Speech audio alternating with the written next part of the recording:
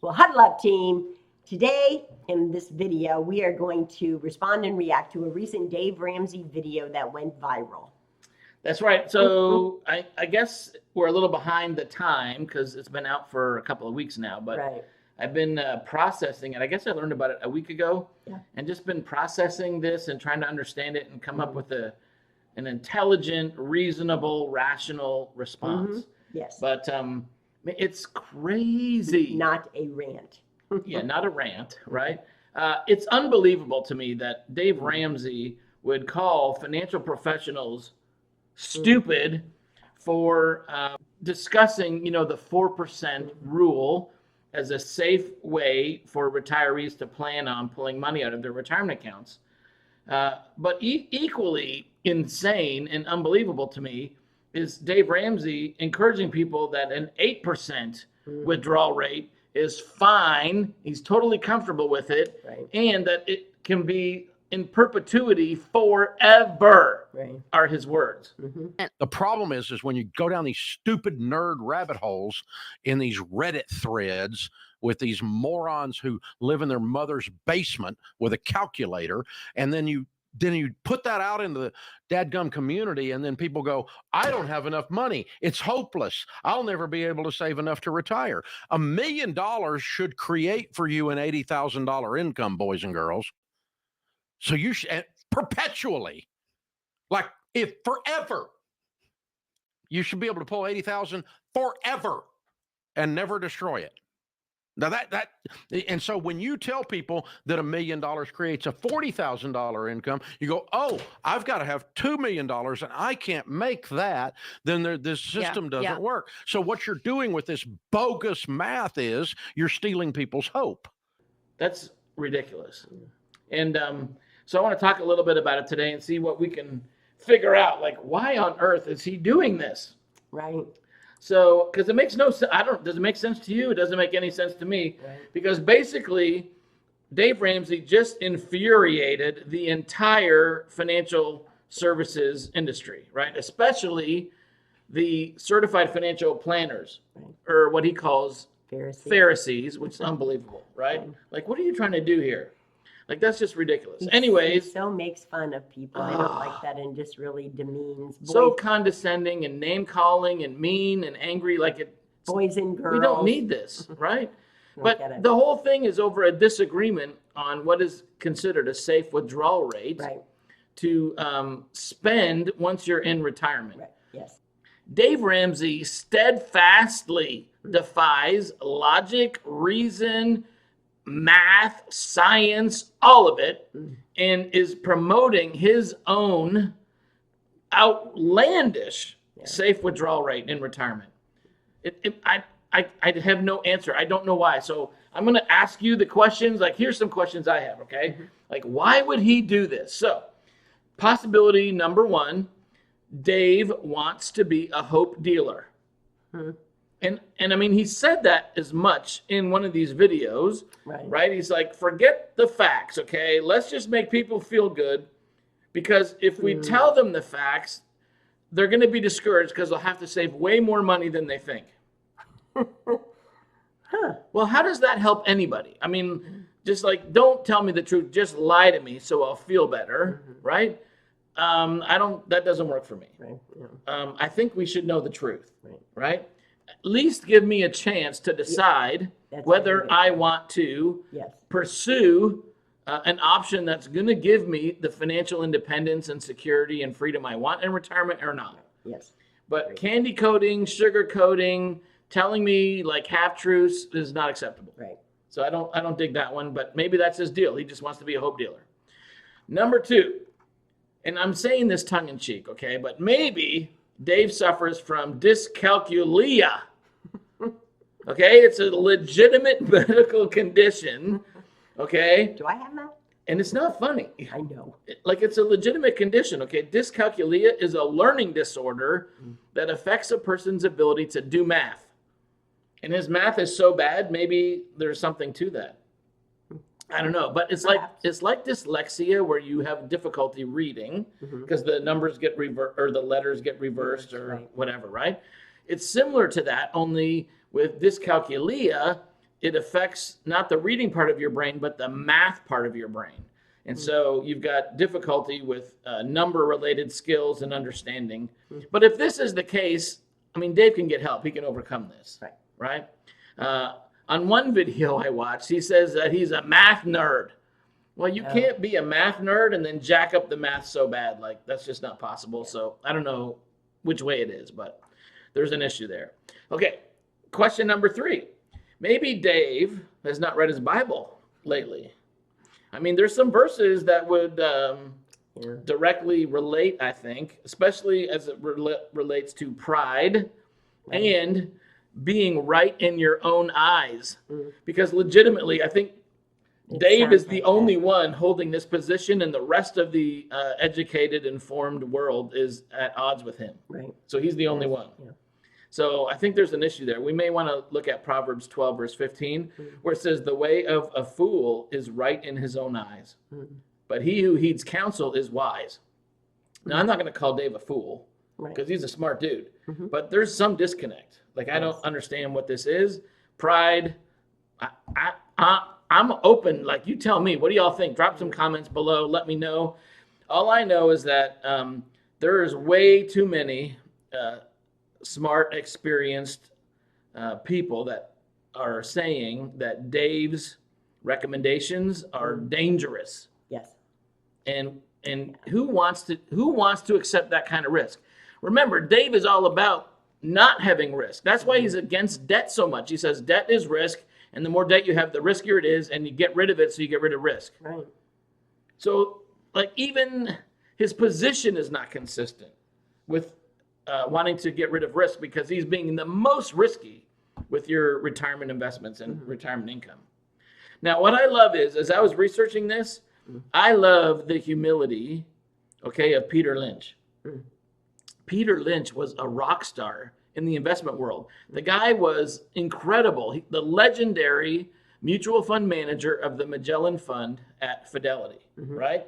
And over his short tenure, really, I mean, it was 13 years, but still, 13 years as the fund manager of Magellan, that fund delivered over a 29% annual rate of return. Wow. It was more than double the S&P 500 return during that 13 years. Redonkulous, right? So this guy knows what he's talking about. In 1995, like 5 years after he had retired, Peter Lynch wrote in an article, and he suggested that maybe, possibly, I mean, it wasn't a definitive like Ramsey, He was like, maybe it's possible to get a 7% withdrawal rate in retirement account and it be safe and sustainable. Maybe, right? But then he found the research from Bengen, who came out and said, oh, what you're missing here in your perspective, in your understanding, is the sequence of return risk. Right. And Bengen showed him that, or he learned that from Bengen. Right. And then he was gracious enough to adjust his recommendations. Right. He pulled it back. Right. That is an example that I would say, is awesome and that Dave could maybe learn from, right? All right, next. Maybe Dave is ignorant regarding the flaw of averages and the very real and dangerous sequence of return risk. Maybe he just doesn't know about it. Perhaps. Like, I find that hard to believe because he's been holding this position for a long time, for like years and years and years and years and years. And people have been trying to tell him this is not right. Like, you got to fix this. And he's not doing it. He's sticking with this outlandish 8% crap. But maybe he is ignorant of the flaw of averages and sequence of return risk because he refuses to learn, which would be terrible, But I don't know what else to say about it. I mean, he could learn about it. He could read the research, and then he could change his mind. Lastly, number 5, maybe he's I don't know what the word is, but maybe he's doing this intentionally because he knows it'll give him more publicity. Like, this is blown up, right? Yeah. So there's more people possibly knowing about Dave Ramsey, and he's using it for a PR stunt. I have a hard time believing that. Yeah, I don't want to believe that, frankly. Right. But I'm legitimately baffled and confused because I don't understand why he is holding to this, what I think is an indefensible position. So dogmatic. Right? So dogmatic. Yeah. It's indefensible. So in this video, I want to run through I'm going to focus on the flaw of averages and the good math, not Dave Ramsey's bad math. Okay? Because there's good math and there's bad math. And Dave's got the bad math down, so I'm going to explain the good math so that you can avoid all those problems. That's not the way you're supposed to do it, Dad. They want us to do it this I don't way. know that way. Why would they change math? Math is It's math. okay, Math Dad. is math. And then in another video, we'll dig deeper into the sequence of return risk because it's serious, especially in volatile investments. All right. So the flaw of averages. Are you ready? Plans based on average assumptions are wrong on average. Yeah. And Dave Ramsey loves to say how people are wrong.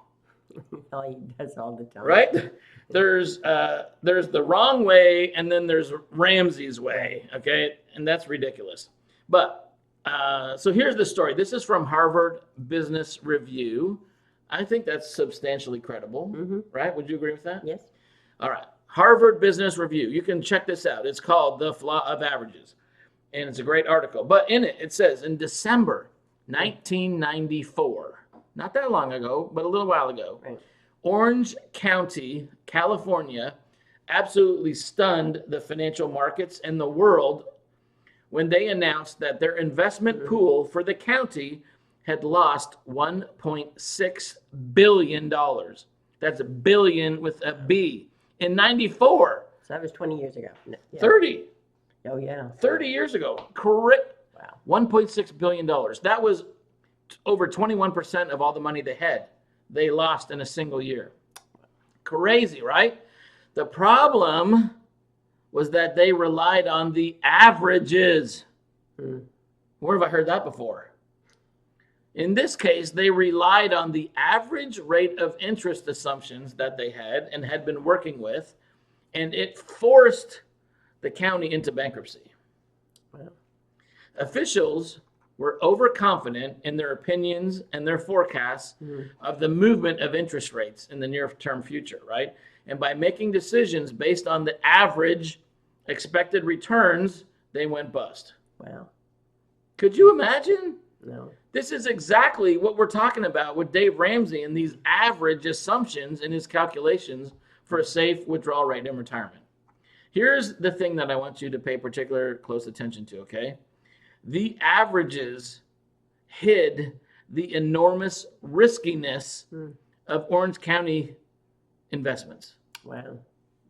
They couldn't see it. The averages. The averages hid the enormous risks of their investments. Wow. Just like the averages are going to hide the enormous risks of your investments. Don't be deluded or confused, okay? The flaw of averages is simply this. Plans based on assumptions about average conditions usually go wrong. Now, the basic but almost always unseen flaw shows up everywhere in business and investing, but I'd say especially when Dave Ramsey is calculating safe withdrawal rates from retirement accounts. And he goes wrong for two reasons, okay? Number one is his assumed average rate of return is always 12%. Yeah. Whether you're in your accumulation phase, your protection phase, your decumulation phase, it doesn't matter. Throughout your entire life, it's always a 12% growth rate. It's always a 100% equity allocated portfolio. Ain't nobody do that their entire lifetime. When you get older and the risk is higher, you de-risk, right? You incorporate assets that are not going to lose value like an equity could, especially if you're not super rich. So maybe Dave just can't relate because he's super rich. So he's forgotten what it's like to be an average, ordinary, normal human being because most people can't do that. And number two, they will run out of money too soon during retirement because they are relying on average rates of return, which are way too high, and it can't be achieved during their protection and decumulation phase. Okay? So, Ramsey says that he's trying to offer people hope so that he can encourage them to save, but the flaw of averages is going to devastate them because they're not going to have enough money saved when they're ready to retire, and then they're going to pull out too much money when they do retire, and they're going to run out and be broke before they die, which is a nightmare situation. And you want your retirement to be the dream, not a nightmare, right? And remember this. God said in his word that a good man leaves an inheritance to his children's children. You can't do that if you're broke. You can't do that if you run out of money because you use Dave Ramsey's average assumptions on growth rates and safe withdrawal rates. I'm telling you, this is a very big problem. So, you think math is math? There's good math and there's bad math. And I'm telling you, Ramsey's using bad math and it's not good. And you got to shift your mindset, okay? So, let's run through the bad math. Using a 12% average annual rate of return in good mutual funds is what Ramsey's claiming you can do, right? During your lifetime. It doesn't matter what phase of life you're in, accumulation phase, protection phase, decumulation phase, you can earn 12%. You just have to be 100% in equities. Now, maybe you can over a long enough period of time, but you sure as heck couldn't if you retired in 2000. Right? It depends when you retire. It depends on what the economic cycle is and what happens with returns. Okay, if you retired in 2000, at the end of 2009, you had a negative 1% compounded annual growth rate. You lost money. That's not 12%. And if you were pulling out, 8% a year to live on, you're going bust. Yeah. Like that's a disaster, okay? So you can't do that. So let's look at this. Here's why Ramsey's math is bad, okay? 12% is not a real number. Here's the problem about talking about average investment returns is that most people, when they talk about average, and especially in the market, okay, if we're talking about average, if you have 10 grand and your investment goes up by 100%, then it means you have 20 grand, right? But then if the second year, if you lose 50%, you're back at 10 grand.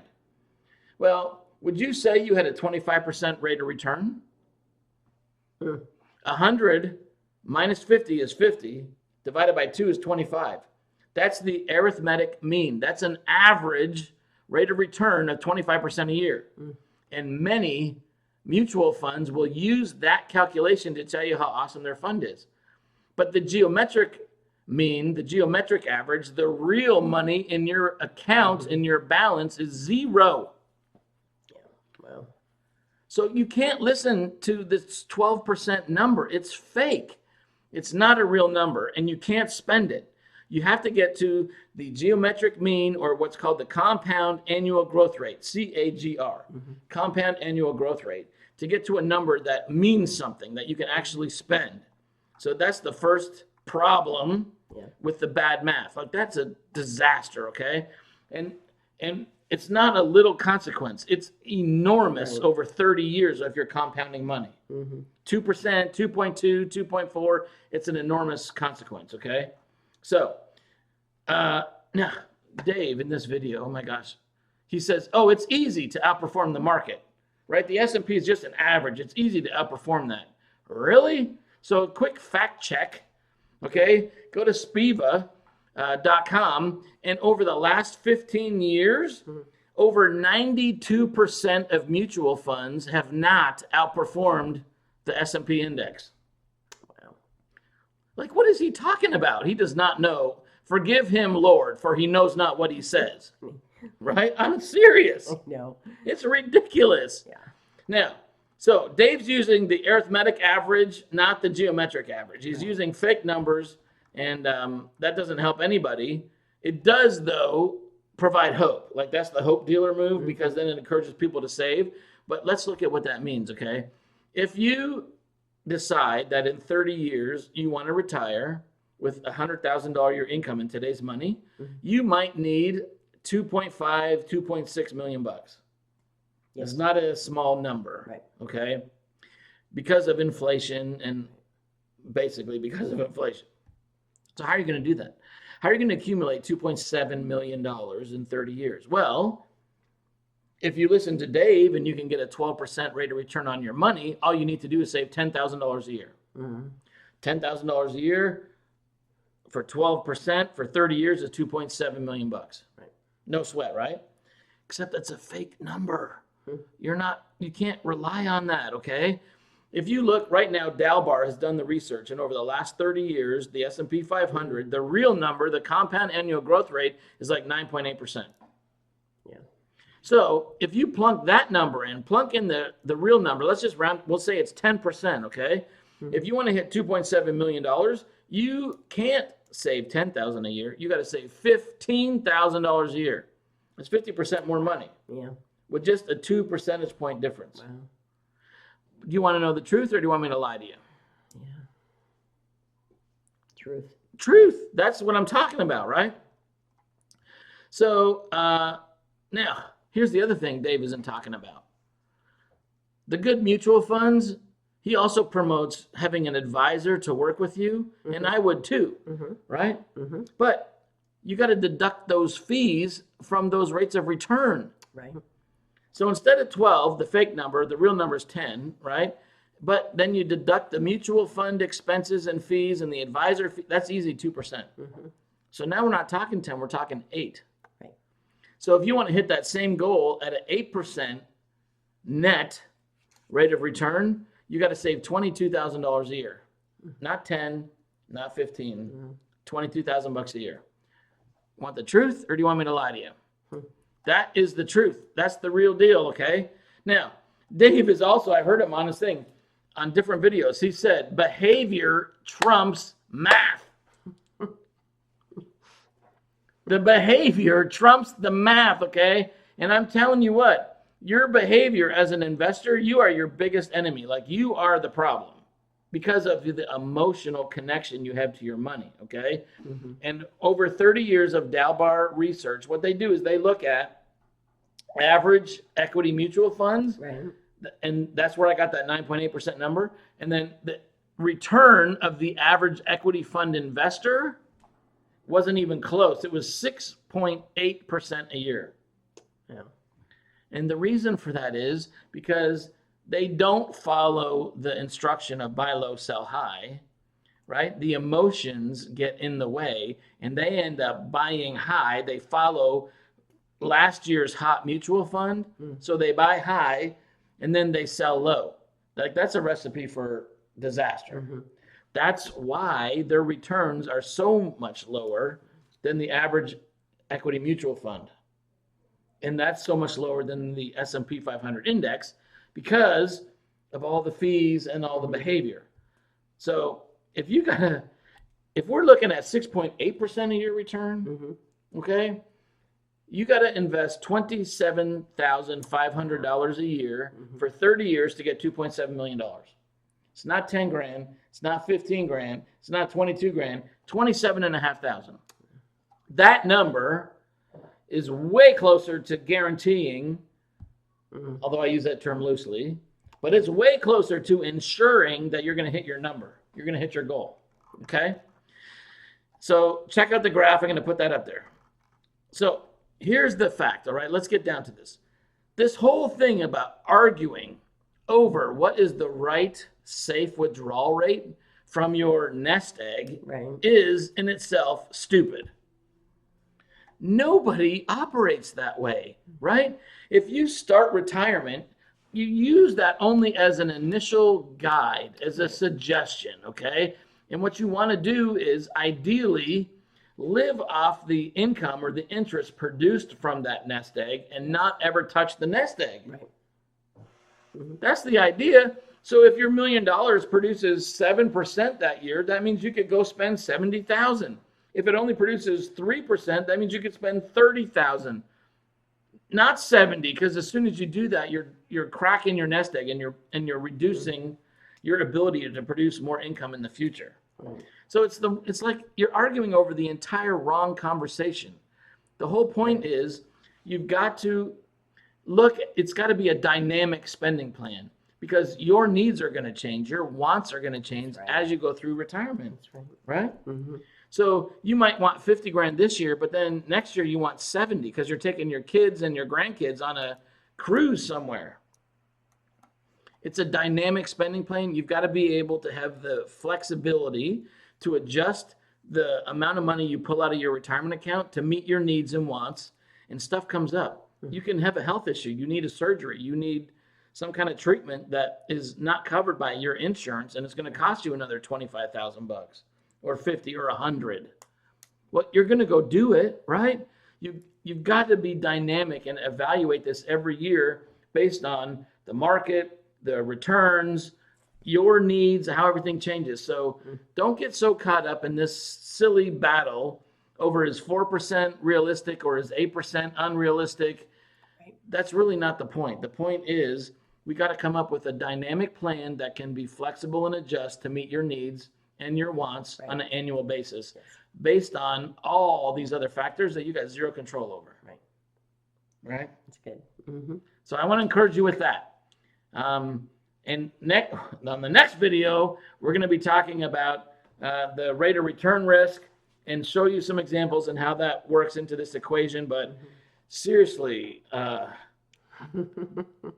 mean, what we've learned, if you haven't learned it already, is that if you want to get help and figure out what to do about your investments and your retirement income stream, Dave Ramsey's not your guy. You can't count on him. I think that what this has shown me is that Dave Ramsey is an ideologue. The guy is so committed to his beliefs that no amount of fact, of evidence, of truth will change his mind. And that's a dangerous place to be in. So I would encourage you to not listen to him for those recommendations. If you're in debt and don't know what to do about it, great. He's the, debt Dave, but don't listen to him about anything else because he's proven to be an ideologue, and that's not helpful in my opinion. So personal finance is personal, right? So let's look at your whole situation and so important. and come up with a personal solution for you and not somebody's half-baked belief system that is scientifically and mathematically proven to not work out. All right. That's good. I would love to hear your comments below, and we look forward to hearing from you and seeing you on our next video. And click and subscribe. Yeah, Ring please the bell. do. That's right. Click on that bell so you never miss a future episode, right? Mm-hmm. Okay. We are your money coaches, and we're here to help you win your money game and win the wealth game. That's right. All right. Change the family history. Change the trajectory of the generations coming after you. It's up to you. Ain't nobody else going to do it. That's right. All right. See you next time. Good job, honey. Thank you, babe. Mm-hmm.